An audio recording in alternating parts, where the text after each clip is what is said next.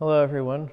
It's Father Jeff here this week, coming to you from St. Anne's in Raritan with our Sunday Gospel reflection for the 28th Sunday in Ordinary Time.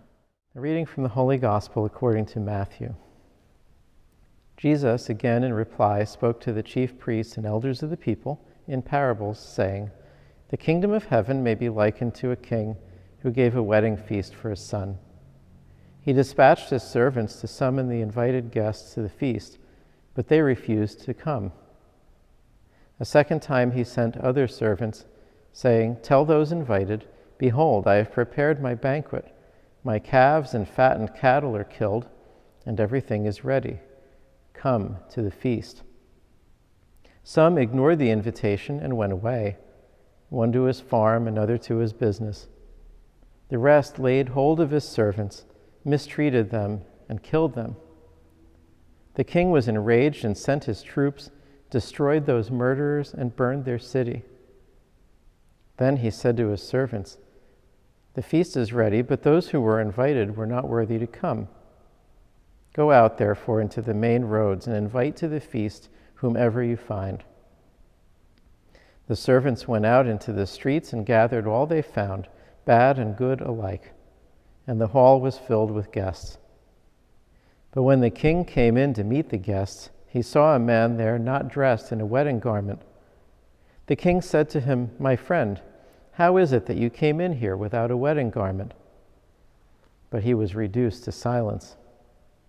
Then the king said to his attendants, 'Bind his hands and feet and cast him into the darkness outside, where there will be wailing and grinding of teeth. Many are invited, but few are chosen.'" The Gospel of the Lord. So this week we hear again Jesus in dialogue with the religious elites. And it's a continuation of the reading we heard last week, but now Jesus has traded the imagery of the vineyard for the imagery of a wedding banquet, which is another image that we frequently hear used to describe the kingdom of heaven. So there are 2 points that I want to bring out from the passage that we just heard.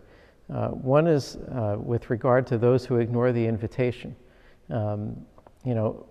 Maybe we don't think about this so much, at least those of us who consider ourselves faithful Christians, practicing Catholics. But there are times when we ignore the invitation. There are times when the Lord is inviting us. Maybe He's inviting us to go deeper, or He's inviting us to take another step forward with Him in faith. And we resist. Maybe we resist because we're comfortable where we are, and we don't want to budge from there. But what are we missing out on? Or maybe put positively, can we appreciate what we're being invited into and respond more generously to it? The second point has to do with the curious case of this man who comes into the wedding feast and he's not dressed properly. He doesn't have the wedding garment on. He's not prepared.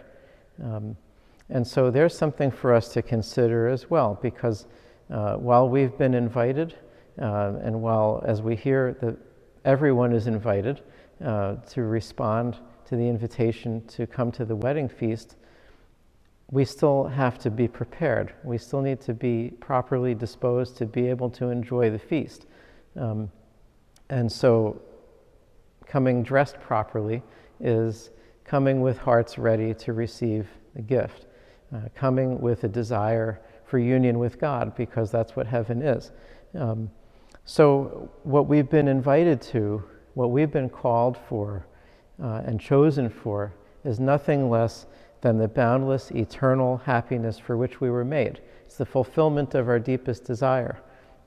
So may we heed the invitation, make our response our top priority, not let other things get in the way and distract us from responding to the invitation, so that when the time comes, not only will we be ready for the feast, but we'll be able to bring many other people along with us.